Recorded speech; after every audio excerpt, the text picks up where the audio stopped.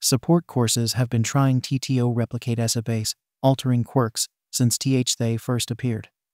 All the more reason to work towards it. Imagine how rich I'll be if I can crack the technology. My industry will thrive even before I leave school. Alright. I'm working on it now. Wanna see? Izuku looked back at his workstation where his gloves were waiting, and then back at the pink-haired girl. Izuku shrugged, leaning closer to the blueprints the girl was mulling over. Sure. But not long, okay? I don't have much tea time during the week to work. Hatsune began her in-depth explanation of her theorized space condensing storage device, drawing Izuku into her crazy idea. But thi's equation won't condense the item, only the tool itself. It'll be stronger TTTO fit everything. Izuku said at one point. Yes, but it's necessary for the stabilization of the space outside the condenser. Hatsune shot back. The two had been talking through the idea for 2 hours, their classmates glancing at the two warily as they picked up pieces of the conversation.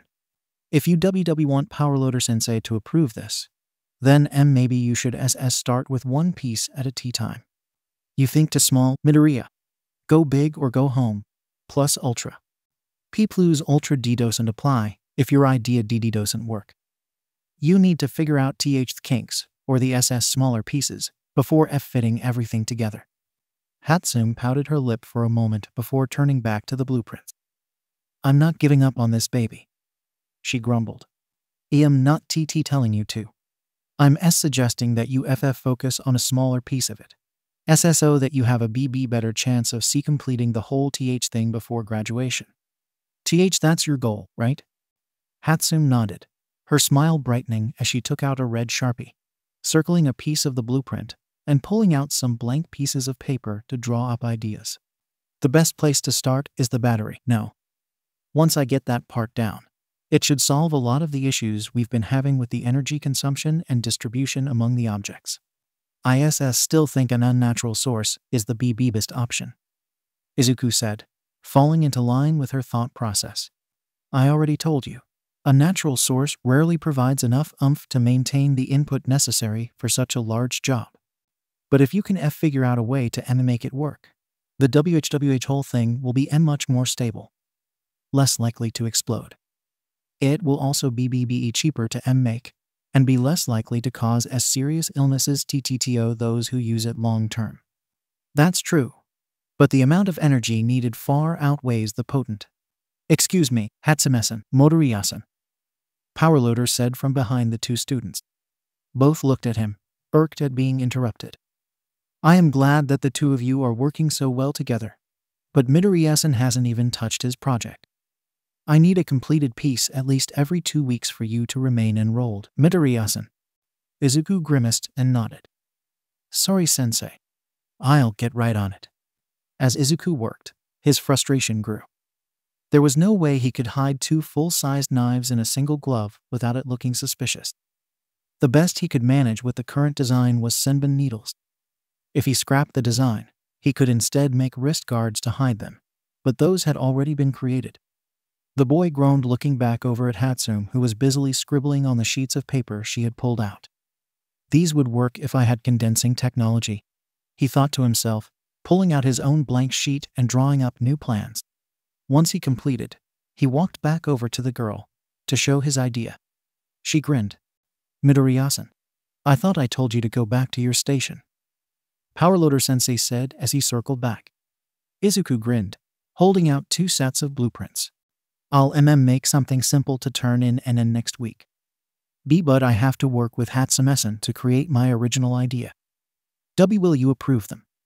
Powerloader studied the 2 papers, then looked back at the boy. The first blueprint is fine. Re-enhanced clothing to aid in landing from high jumps and falls is often sought after by hero costume and support item makers. It's rare to be so simplified, but I think it will work if done correctly. However, I will not approve the second one. It is too advanced for you to be experimenting with space-altering technology. Izuku looked over at Hatsune, who fidgeting with her pencil. I thought you said he approved to start working on the P plans. No. I said I was writing plans that he would surely approve. Hatsune corrected.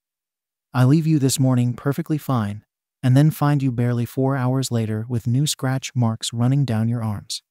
Izuku flinched slightly when both Yamada-sensei and Toshinori-sensei looked up at him in alarm. "What happened, little listener?" "It's nothing, I swear." Aizawa made a noise between a snort and a growl, pulling a first aid kit out from under his desk. "Sit down and give me an arm." Deku did as he was told, albeit reluctantly. Aizawa didn't have the most delicate touch when cleaning his wounds. "Speak," Aizawa stated. Deku had the urge to bark, just to piss the man off, but it was tempered by the more rational side of himself. "I asked Shinsu Hitoshi to brainwash me to see what it felt like. It wasn't pleasant," Deku said firmly. Aizawa looked at the boy, his face saying that he didn't believe a word that the kid just uttered. "I'm serious. He is funny about asking people questions because he doesn't always have the best control. He figured that I would react badly, so he was being extra cautious, but it was becoming frustrating. Questions are a major part of conversation, you know." Deku flinched slightly at the burn of the alcohol wipes, jerking his arm in Aizawa's grasp, but the man didn't let go. Instead, he wet a piece of gauze with some water and dabbed it onto the stinging area, easing the burn. "So, I told him to go ahead and do it before he had the chance to do it accidentally. If I control the time and place, I thought it might not be a big deal. I was wrong." Aizawa still didn't look completely convinced, but the kid had never outright lied to him on purpose yet.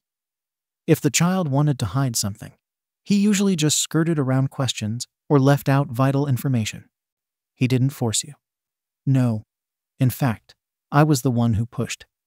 "You are sure he didn't do that to mess with you, like the other kids in 1C? Of all the people in this school, he'd probably be the last person to pick on me for being quirkless." Aizawa sighed as he finished bandaging the kid. "Next time you experiment with quirks, keep a teacher nearby, problem child." "Yes, sir," Deku responded, a small grin on his face at the victory of not being scolded too badly. Just as Izuku was turning to leave, alarms began blaring, ringing throughout the entire campus and bombarding the boy's body. Izuku fell to his knees, covering his ears from the sheer shock of the sound. Aizawa and Yamada shouted something at each other, and Aizawa knelt down and grabbed hold of one of Izuku's hands. "It's just an alarm, kid." The reporters broke through the front entrance. "Try to calm down and stay here with Toshinori-san." Izuku nodded, the shaking he didn't notice subsiding at the calming words. Aizawa left the room with Yamada hot on his heels, and Izuku quickly went to look over at the window where Toshinori-sensei stood. The gate of Yua was completely gone. How did they? Probably a quirk. One of the reporters got too desperate or something. Toshinori-sensei responded. The man was tense, guilt and frustration clear in his eyes. "Sometimes I wish they would just leave me alone." The blaring alarm was still unnerving Izuku, but he controlled his nerves by focusing on the man in front of him. "It's kind of like a self-made punishment," Deku said. Toshinori looked at the boy before smiling gently. "Yes, but I'm not exactly sure I would use the word punishment, more like drawback or consequence." Deku narrowed his eyes. "You don't see your lying as wrong, do you? You don't see how you could be harming society." Toshinori sighed, shoulders slumping. "You're never going to like me, are you, kid?" "Probably not. But I don't think I'll always hate you." Toshinori flinched and studied the small boy before him. "Hate? You hate me?" "MHM," Deku hummed. "Maybe not. More of a strong distaste. Like, if I were on an island and you were a bowl of food, I'd eat you before dying, but only after I've tried all the other options." "That's a little cruel to say," Toshinori said, shoulders slumping forward more. "Can I ask why?" "I've already told you," Deku said lightly, turning from the window and sitting on the floor. "I don't like liars, and you are the biggest one I've ever met." Toshinori followed Deku's lead, also moving to sit on the floor beside the boy. "But I had to lie. For everyone's safety. I've only had this secret for 5 years. By then, I had already made an impact on society." Deku shrugged, tucking his knees near his CH-sen. "That's why I don't hate you. I know you have to lie. But you've lied in other ways as well. Ways that I actually looked up to. Ways that I unconsciously copied. Now, it's frustrating. I don't want to become like you. You've lost me, kiddo. Toshinori said with a wry grin. The alarm still blared, but neither noticed now, too focused on the long-awaited conversation that neither had actually thought would happen. When you smile, you tell people that everything will be okay. You tell them that no harm will come, so long as you are there. But that isn't true. You can't save everyone. I do my best to. It's not enough. I'm only human, Midoriya Shonen. But you present yourself like a god. The great All Might. The #1 hero. The symbol of peace and crusher of evil. Deku let out a sharp laugh that was more cold than humored. The boy tucked in on himself more. I looked up to you, all growing up. Toshinori stopped himself from responding. He had a feeling that if he rebutted the boy, the conversation would end. Toshinori didn't want this conversation to end just yet. Mama got me a toy when I was little. An All Might figure. She'd tell me to hide in my room and squeeze it tight when Daddy would come home in one of his moods. Deku looked over at the skeletal man. She said, everything will be okay because All Might will be with you. I took the toy with me when I ran away the night she died. I wondered for years if she would have survived if I had left it to protect her, or if I had stayed.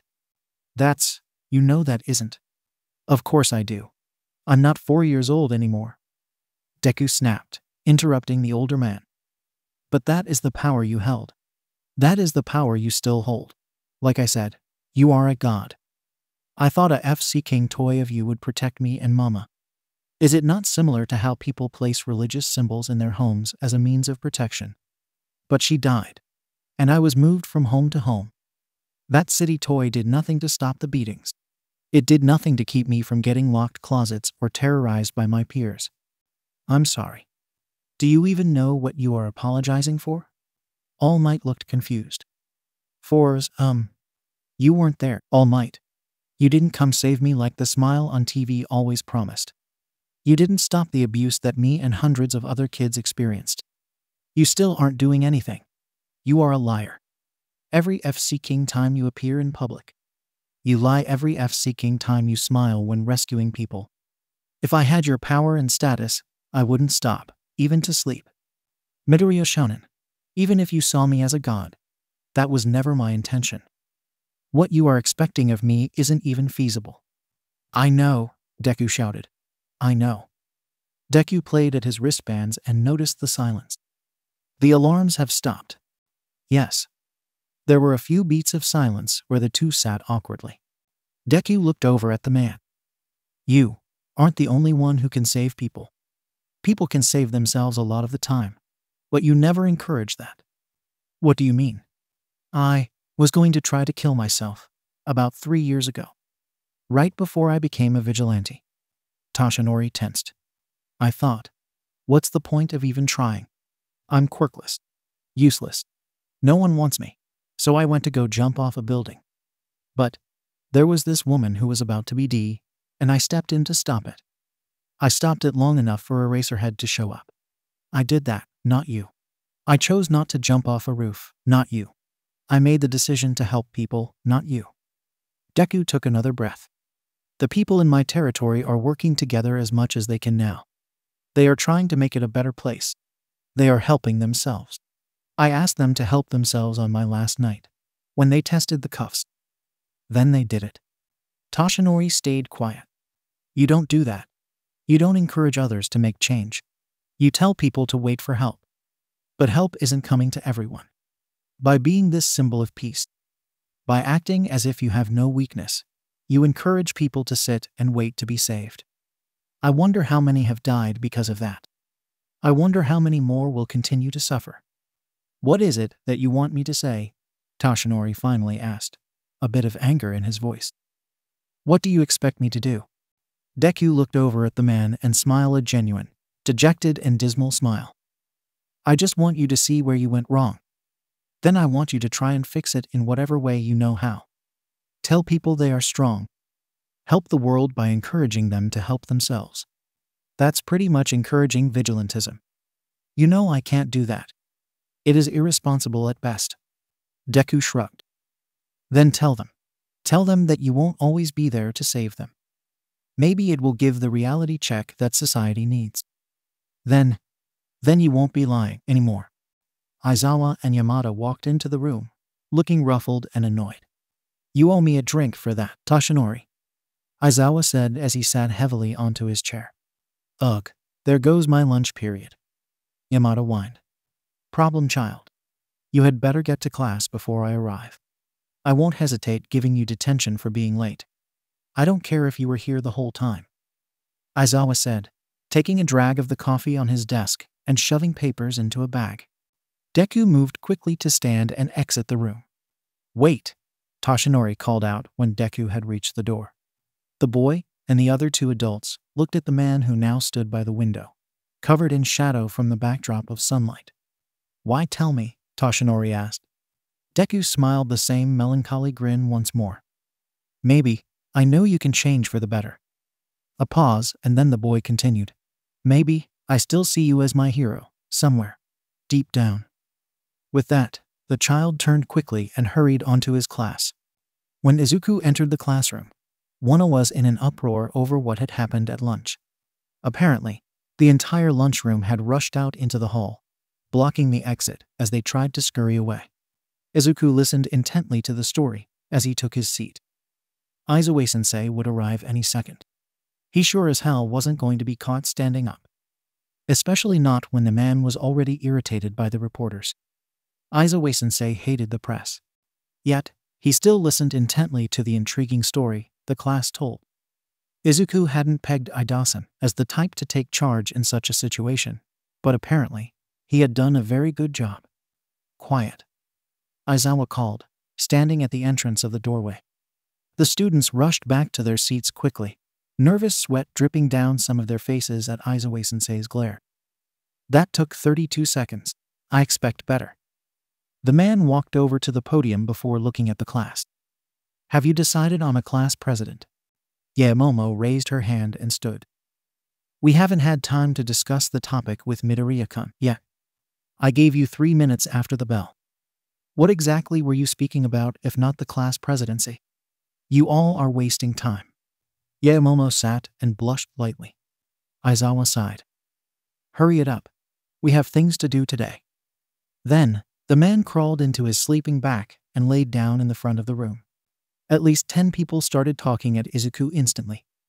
Izuku flinched away from the noise and attention, covering his ears for the second time in one day. Enough, Ida called. This is insufficient. As US students, we should be organized and thoughtful in how we act. One person should inform Midoriya-san on what is being discussed. The rest of the class hushed, and all looked towards Yaemomo, who had already been unconsciously nominated as the class spokesperson. We are deciding on a class president. We didn't want to place a vote without your input, since you are a part of this class. Izuku flushed slightly. Roman 2, you didn't have to. We wanted to, Midoriya-kun. Uraraka chimed. In fact, we thought you might be a good fit for the class president. You are kind and have proven yourself in class. Everyone seems to like you. Speak for yourself, round face. Let's just get this over with. Bakugo snarled. WL, I don't think ISA should qualify. I'm in not here all the TT time. And I don't really like being in the SS spotlight. Izuku's flush deepened. Wouldn't Idasan or Yaemomo-san be the best options? They have already shown being capable of taking charge. Though Idasan is more assertive. That's a good point, Kirishima said. We should probably vote on it. Everyone take out a slip of paper and write who you think should be class president, now that we've heard everyone's views. Yaemomo suggested. Everyone nodded and pulled out a paper. The votes were added up and ultimately, Ida became the class president with Yaemomo as the vice president. After that, Aizawa dragged the class to run drills.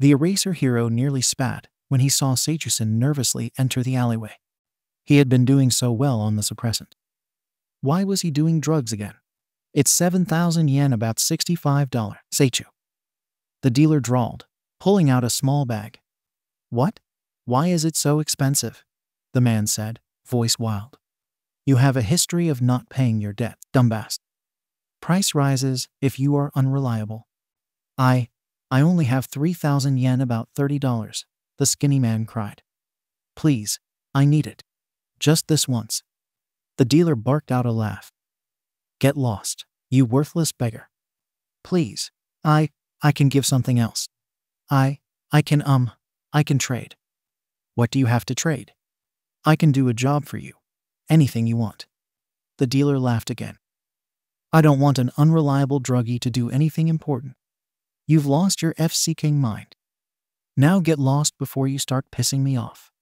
Seichusen bowed his head, shoulders quaking. Then he sprinted forward, knife appearing from what seemed to be thin air.